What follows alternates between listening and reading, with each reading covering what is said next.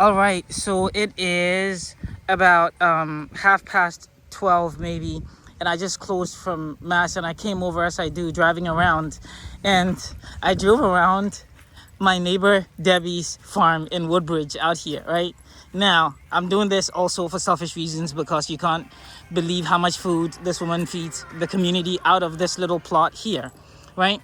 And I'm doing this as a way of looking at the different ways of being in the world, because she's not like anybody else that I've lived next to, in Virginia, in America, you don't see people go to their farms.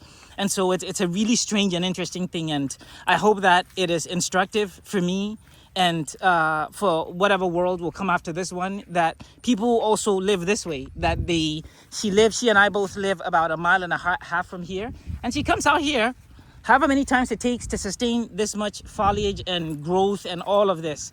So she's not camera shy. So say hello to my Hello. YouTube channel, Debbie. Hi. And so you do this, right? You do I this. do. Yes. It's 140 feet long, 25 feet wide.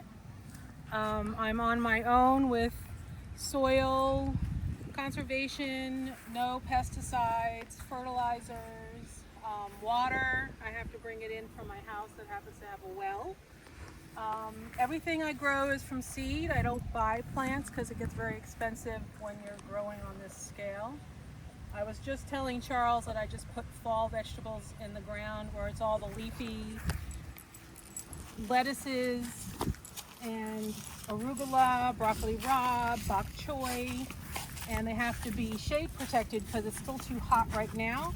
But by the time they're mature, it'll be cooler and closer to fall. So this is the new section where I also have some melons under the hay, some potatoes and sweet potatoes growing already.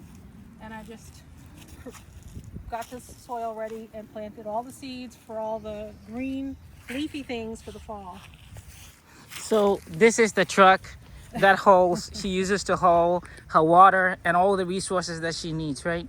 And part of the reason this is instructive for me is that, as I've mentioned before, I have a degree in forestry and I can't do half of this stuff. And I think that there's a disconnect between the kind of knowledge that makes it possible for Debbie to do this and whatever it is they're teaching us in the classrooms. So I'm hoping that as we go through this series, and we're going to come out here as the farm continues to develop, and then maybe capture different stages of it and the work that it entails, because I don't know, right? Maybe if somebody had shown me this, that I could have become a farmer, right? That I could have understood how extraordinary it is to stick a seed in the ground, and then after, I don't know, how long does it take for this guy to get this size? Months. Yeah, after 3 months, you get this, right? You can hopefully see it on the camera. And this many tomatoes, right? In Woodbridge, Virginia, right? And yeah, so much food here, right? So much food here. Again, we live in a big city. We all have to go to Wegmans and Safeway and buy our food, but this is also possible that you can do this here. Let me see, what else can I imagine somebody asking that? So how did this start for you? So I had a farm or a garden, very small garden at my house when I lived in New York. And since moving here, I finally found some space for gardening, and my neighbor was using one of these plots. And about 5 years ago, he told me about it. So I asked, and I started off small, half a plot, and now I'm at a full plot. This. Yeah. And as you can tell, there are adjoining plots and lots, and not all of them are as productive as you'd expect in a world with different talents and different skill sets. But yeah, so Debbie comes out here, and I try to sneak around and come and ingratiate myself to her, because I know that come harvest time that there are these names that are going to be circling in the Rolodex that she keeps in her mind, and I want Charles to come, at least pop up, yeah, to be there. Yes. Yeah, And so these vines are kind of at the end of their growth cycle. There's a couple of pumpkins that grew, and with all plants that create fruit, once they've created the fruit, they consider their job done in the world of reproduction.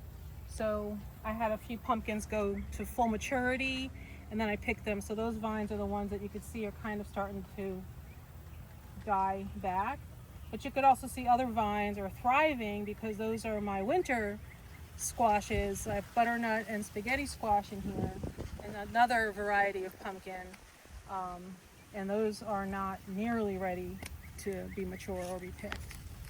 So everything that she says, she just mentioned about the layering and the planting and the seasonality of it, and how to ensure that we maximize the usage of the sunlight and the ground that we have by paying attention to when the plants have reached the end of their cycle. Oh, that is what I'm trying to reach out for. That how does anybody come by this knowledge, right? I don't know. Maybe you have a mother who understood these things, but this is certainly not what they taught me in forestry school, right? And I am hoping that, I don't know, maybe somebody is in Woodbridge and you want to apprentice to a wonderful lady who understands farming ecosystems and biodiversity and is sensitive to how communities can continue to thrive in a world where all of our food has to come in from Peru or Mexico or wherever, that these things are also possible, and we need to create some kind of instrument that allows us to preserve this knowledge. Because where does this knowledge come from in your ancestry?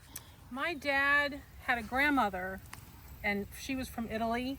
And when they were in the States, the grandmother, my great grandmother, had a little garden, and my dad, as a child, had his chores in the garden. And then as he grew up, and he had a family, and then we were little, he created a garden in our backyard, and we had chores, and I hated every minute of it. But I learned a lot, and then that's why she does this to herself now. and I do it to myself. When I got older and moved here, I just wanted to have a little garden, and it brought me closer to my dad. He lived in New York. I was here in Virginia. And then I just fell in love with it. It's a challenge every year. Everything that works beautifully this year will not work well next year, and everything that failed this year will be beautiful next year. It's a constant flow of knowledge and learning and lessons. You don't do anything wrong. You're never a failure. I look at everything as a learning opportunity to improve next year, or give yourself a break and don't try to grow it again. Because I do have a few of those things that I don't grow again. Yeah, I'm going to try and double click on what you said about the expectation of oneself. It's perhaps part of the reason why we have gone away from a system that is as sensitive. I feel like the way you described it, right? And this is going to sound horrible on camera, but you described the way I felt about the girls that I dated when I was growing up. I couldn't predict them, and so you didn't want to deal with them anymore. No, right? And what you said about the fact that just because some method of planting worked this season is going to change next year. As a guy, I'm thinking, good God, you're telling me that I'm going to have to learn an entire new way of reading the earth and reading the plants and the foliage and everything? Mm-hmm. And the answer is? Yes, absolutely. Yeah, everything comes with, all the seeds come with packets with instructions, and you can follow those instructions to the letter. And it doesn't always work out. And sometimes you have to use your experience and your instinct, your gut instinct, on what you're going to do differently to try to make it work. And sometimes it just never works, and sometimes it's beautiful like this. Yeah, it really is. I hope that it comes across on camera what an extraordinary thing this is, because it looks like, I've mentioned before, I grew up in West Africa, and this is what it'll look like when you went to somebody's farm, right? And the fact that this knowledge is global and universal, and it is preserved in cultures as varied and different as an Italian father in New York and a West African grandmother in Ghana. It's the same thing, right? An ability to be patient with time and with nature and with plants, and to understand it, because otherwise we will forget how food gets to our tables. And if you live in Woodbridge and your son or your daughter says that, where do we get tomatoes from? Maybe you can get permission, right? And come and take a look at this farm out here, this little plot, because there's a lady with a wealth of knowledge about all of this, right? And it's so strange to me because she is not a farmer professionally. I don't want to get into that because it's a separate conversation. But this is all something that she does in her spare time. She has collected all of this knowledge and all of this understanding in her spare time. And the question is, what books, what libraries, what communities, what circles have supported the thriving of this interest? Knowledge from my dad and YouTube. Honestly, I mean, there's trial and error is always the best school when you're experimenting. And then if things truly don't work out, then YouTube has become, over the last 10 years, a great resource. Before that was websites of the seed growers themselves. If you buy packets of seeds from different companies, on their websites, they have instructions and helpful hints and talking to my neighbors. Yeah. Here, there's 14 farmers here. This is how much of an ecosystem, bees and flies and moths and all of them, every single one of them comes here to feed and to live and to thrive. And unless we preserve places, I'm so grateful. I don't know, do you know anything about the history of the establishment of such places and communities? Because of course my sister now lives in an apartment, and you know, she couldn't find a square foot of dirt to pour water down if she wanted to. What is the history of this establishment? This piece of land was privately owned by a family that owns a lot of the community, including the Time and Tide Marina. Okay. And as they got older and generations passed away, they started selling pieces. And this was one of their last pieces they sold to the county. And it was privately owned before. We had rules to follow, and we all followed the rules. And with the county purchasing it, they made a deal with us that if we continue to follow all the rules and don't leave trash behind, everything that comes in, all these posts and cages and fencing, all has to come back home with us. We'll get to keep it for as long as we take care of it. They're not going to utilize the land unless we're done with it. And I anticipate that'll be never. So after me, there'll be another person who takes over this plot.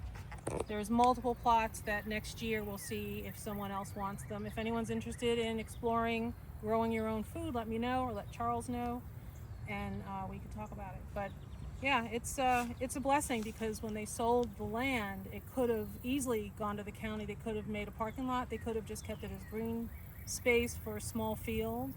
But they very graciously allowed us to keep it as long as we continue to take care of it the way we had been. So if somebody, you know, and understands the nature of these, I don't know what they are called, these allotments, I am interested in it, because it's possible that whoever led the instrumentation of the purchase of the land, that they can bring that same knowledge and intuition to other communities. Because I don't, like I'm saying, I don't know what deal that the county has to go through in order to let private citizens have access to the soil like this. And it's such an extraordinary thing that I think that we should multiply it as many forms as we can all around the communities, because again, it'll bring us closer to the basis and the foundation of our survival, which is food. I am going to clip this off here, and then we'll pick it up again.